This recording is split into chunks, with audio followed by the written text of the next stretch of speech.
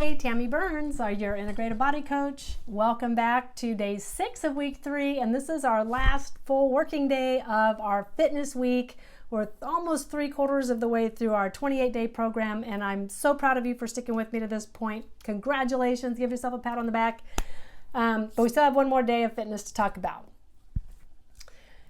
Did you know that HIIT and circuit training combine the best of both worlds? So we're going to talk about exactly what that means.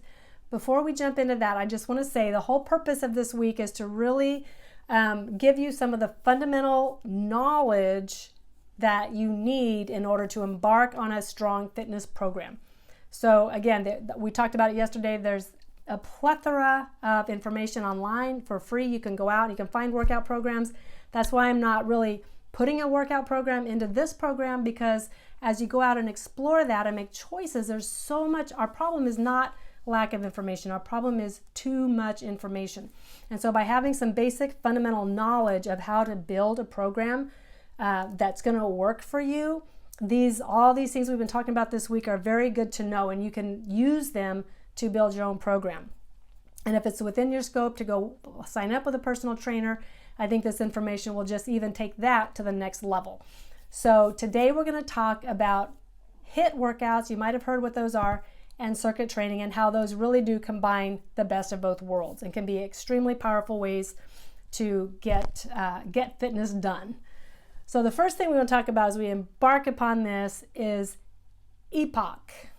So EPOC stands for excess post-exercise oxygen consumption. This is a little trick that you can leverage to maximize the impact that the exercise you do has on your ongoing metabolism.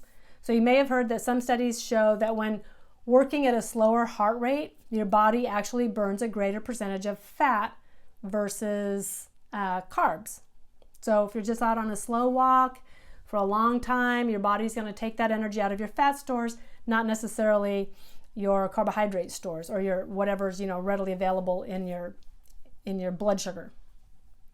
So that sounds great, right? We just walk slow and obtain the body you want more quickly than all that sweat and hard work. And so, of course, it doesn't quite work out that way. It's true that low level movement does burn more percentage of calories for the calories that it burns from fat.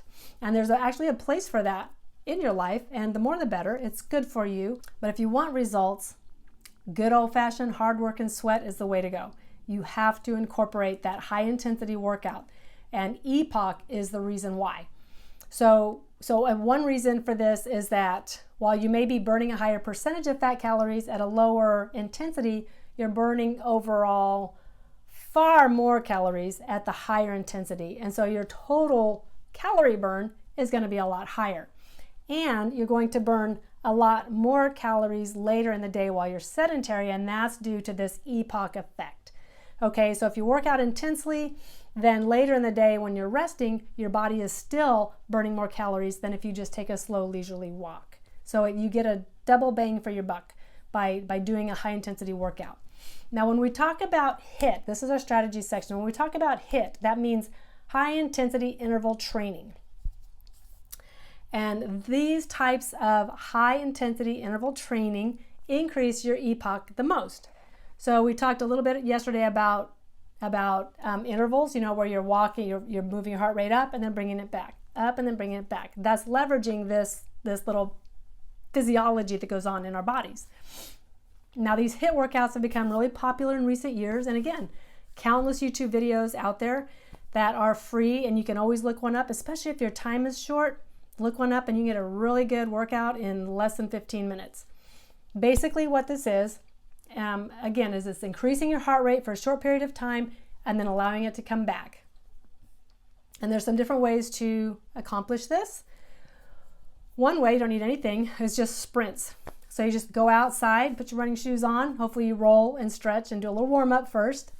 But get out there and just run all out like you're running from a tiger, okay? Just like you are running for your life. This is a sprint, all out, for 10 to 30 seconds. First time you do it, I'd make it 10 seconds. Work up to 30 seconds, okay? And then walk for 20 to 90 seconds. So if you sprint for 10, maybe walk for 20 or 30. If you sprint for 30, maybe walk for a minute to 90 seconds. And then repeat this 4 to 6 times. Okay, that is not a long workout, but you will absolutely feel this, and it will keep your metabolism revved for hours to follow. And don't feel bad if you can only do 1 or 2 reps of this the first time starting out. Give your time, even if you're in good shape. This is hard. If you really run all out for 30 seconds and then walk for 90 and do that 3 or 4 times, you're going to be feeling it. And I'm going to preface that or postface that with make sure you're okay with your doctor. I mean, if you have a heart condition or some medical condition that makes it not a good idea for you to get out and sprint like that, then don't do these workouts. Get a clearance from your doctor. Make sure that you're in shape enough to be able to push yourself to this level. Don't go out on day 1 and try and sprint for 30 seconds and then walk and sprint and do that 5 times. Do that after you've built a little bit of time building some basic cardio capacity and that you know your body can handle that. Okay, the second way to do this, a HIIT workout, is called Tabata. Maybe you've seen or heard about this. You can Google it or you can download a Tabata app on your phone. Basically, all it is a timer, and it starts off, the popular one is to work really hard for 20 seconds and then rest for 10 seconds. And you do this for a total of 4 minutes. Or 8 if you're feeling really ambitious. And again, this is a long 8 minutes. If you really do this, you're going to feel it. So again, if you only have a few minutes in the morning to do something, it's hard to make the time excuse with this little tool in your pocket. Pick 8 exercises, or 4, and then just repeat them. Things that are going to get your heart rate up, such as jumping jacks, squats, push-ups, burpees, lunges, mountain climbers. That's where you're in a plank position and you just run your feet up and down. Pick your faves, write them out ahead of time so you don't have to think about it, because when you're in the middle, it's hard to remember what you're supposed to do next, because 10 seconds and 20 seconds happens really fast. Write them down, and then it's good to pick exercises that work various parts of your body also. So if you're looking for a complete workout, so maybe you want to do one with push-ups and then go to squats and then maybe jumping jacks and then maybe a plank, okay? And just rotate those a couple times and get your 8 minutes or your 4 minutes. And then this can also serve as a warm-up or a follow-up to your resistance workout to increase the effectiveness of that. So HIIT workouts and Tabata, these are golden. And again, especially if time is tight, or you just don't like working out and you just want to be done with it, I highly recommend. Or on the rainy day when you can't get out and run, knock out a Tabata workout. In fact, I'm so inspired. I haven't done one of these in a long time. I think I just might do that today. Oh, except it's beautiful out. I think I'll go run today. But on the rainy days this week, I think I might do these. You also don't need a lot of space for that. Just a little, 6x6 square is all you need to do your push-ups, jumping jacks, sit-ups, squats. You don't need space or equipment or anything. Okay, so that's a HIIT and Tabata. Circuit training is a different strategy, and this has been shown to offer the same cardio benefits as walking at a brisk pace for the same amount of time. So, and then with the added benefit of increasing your EPOC in the hours that follow and adding lean muscle to your body, which further improves metabolism.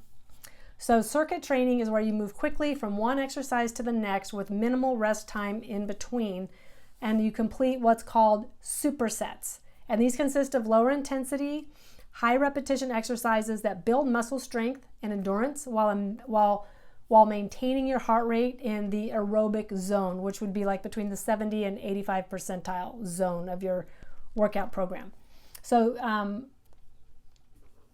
this can be, for example, let's say you have your dumbbells in your living room and that's your workout. Say you have a couple 10-pound dumbbells and you're going to do circuit training. Maybe you'll start holding your dumbbells and you'll do some squats, maybe 15 squats, and then you'll go to push-ups, 15 push-ups, and then you'll go right to crunches and you do 15 crunches, and then maybe some pull-ups on a pull-up bar, or some elastic bands and do 15 bands, and you're not resting in between, but you're working different muscle groups, but your heart rate is being maintained in a higher heart rate zone, aerobic heart rate zone.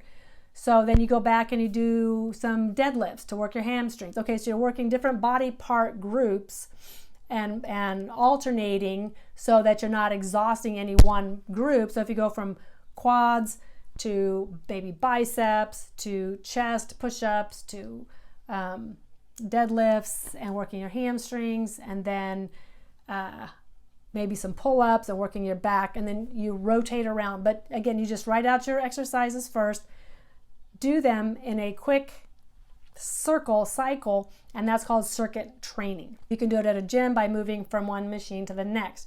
Might be a good idea to go online and find some workout programs that you can use. Okay, and one final word, as you build your program, utilize these strategies to improve the calorie burn and effectiveness of your workouts. So every workout should be prefaced by some foam rolling, stretching, and a stretching session that targets your personal problematic areas. You need to warm up at least 2 to 5 minutes of, just jumping jacks or a little jog or something to get your heart rate going, between like 2 or even up to 10 minutes of a warm up to have the best results. And depending on the intensity of your workout, you want that to be a little bit longer. And the exception is if you're doing just a brief HIIT workout or a Tabata workout, then maybe do some foam rolling. There's no need to warm up for one of those. And a warm up can be anything that raises your heart rate to 60 to 70% of your max heart rate. So following your workout, you're also going to always benefit from 10 to 20 minutes of a cardio session. If it's not your cardio day, then keep it shorter. If it is your cardio day, make it a little longer and get your heart rate up between 70 and 80% of your max heart rate, depending on how you feel. And this is in addition to your cardio workouts. And this is a very effective way to enhance the energy that you're putting into your workout, to increase your EPOC, so that for the remainder of your day, your body is going to be that much more of a calorie burner. So just a couple strategies and tips. So journaling time today is to go online and find a HIIT or Tabata video and do it for at least 4 minutes, just for the experience.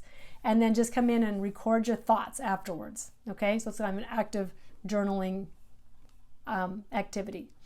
And your challenge for today is to complete a 1-month workout plan that fits into your schedule. Choose either the same day or alternating days, depending on what you prefer. And it's okay if you choose one and you switch throughout the week, that's okay too. So don't be in bondage to one. If it's not working, switch it up.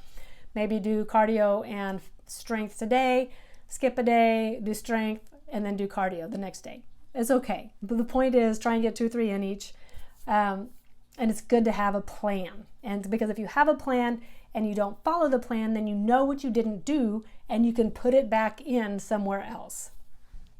And then fit these HIIT or Tabata workouts in, or even some sprints as extras or as backups if your schedule doesn't allow for a full workout for some reason. So that's my stuff for today. These are really, really good strategies for how to maximize. If you're going to work hard, you want results, right? So do these things, take advantage of EPOC, take advantage of quick and dirty HIIT workouts, Tabata workouts, sprint workouts that don't have to take a lot of time, and also those circuit training workouts that really do both. They build your cardio and they build your strength, and they burn a ton of calories. So with that, be sure to subscribe, like, share with a friend, and join me back here tomorrow to celebrate completing week number 3.